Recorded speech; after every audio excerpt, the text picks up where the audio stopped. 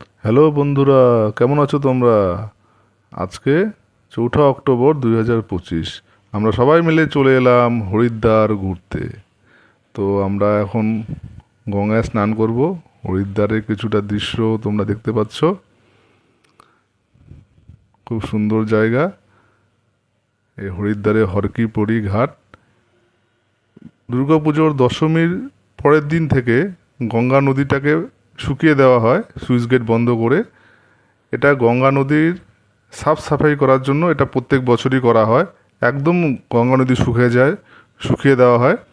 সেখানে সরকারি তরফ থেকে পরিষ্কার করা হয় এবং কিছু লোকাল মানুষেরা এরা কিছু সোনা গয়না এবং পয়সা নেওয়ার জন্য সেখানে ওরা খোঁজবিন করে, ওরা সেখানে সব খুঁজে বেড়ায়।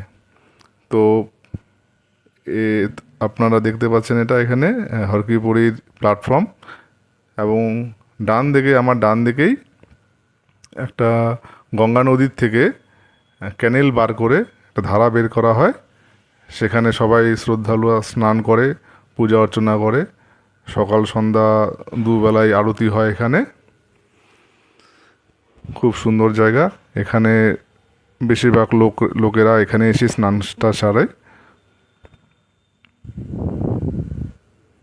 তো আমরা এখানেই সবাই স্নান করলাম একে একে করে। খুব স্রোত, তবু শিকল ধরে ধরে একে একে করে সবাই স্নানটা এখানে করলাম।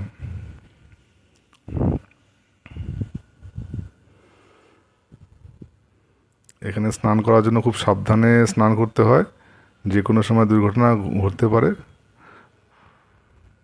তো আমরা এবার চলে আসলাম মনসা দেবীর মন্দিরে রোপওয়ে করে। খুব সুন্দর জায়গা। তো বেশি কথা না বলে আমরা ট্রিপটাকে এনজয় করি।